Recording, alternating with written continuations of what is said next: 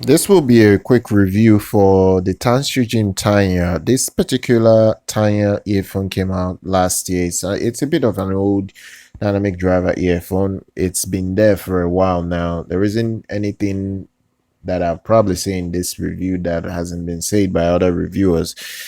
Build quality is nice. The only reason I paid money to get this earphone recently was because I needed the filter, the extra filters it was coming with, because I wanted to try it on the Tripowin Olina. So I used that opportunity to get this earphone alongside the filters, because that you can buy the filters alone. You need to get the earphone. But I got the earphone, I tried it out. The way it's built is fine. The problem I have is that all these non-detachable old school earbuds are very fragile. At the moment, right now, one of the earphones is not that good any longer.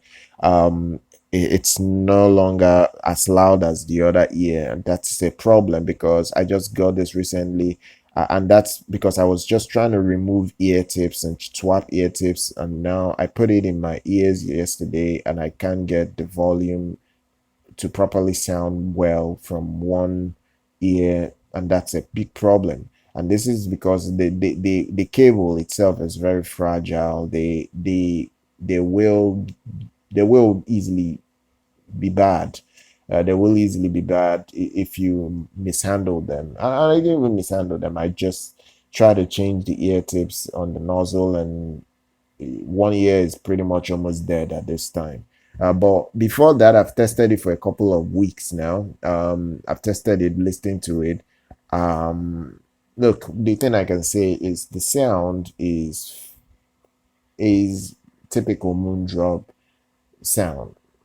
If you don't know how Moondrop earphones sound like, they have this particular frequency they follow, this Harman tuning that they follow, which is a nice tuning for many people, but it's not always the best for me.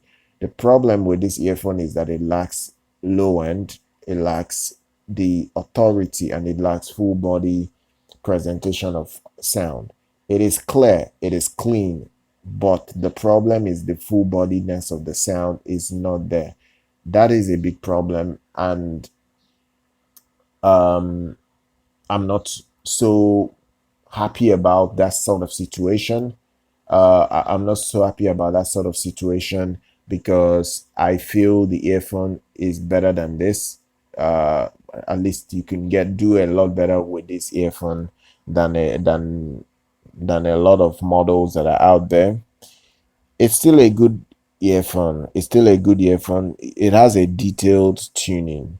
It has a detailed tuning, but you need to run it with a powerful amp to get the full frequency response to sound the best from it. And that brings me to what you can use to drive this. This thing is power hungry. It is quite power hungry, and that's a bit of a problem because when you look at the fact that you need a bit of power to run this, it's a worry because even my LG phone can just drive this normally.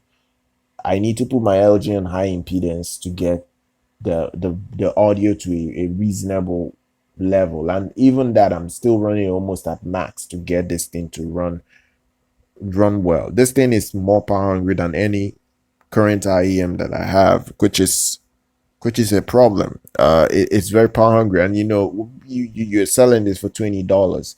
You need it to be easier to drive so that a lot of people can purchase it and be able to use it with their smartphone without the need of an amp or a dongle that has a lot of power.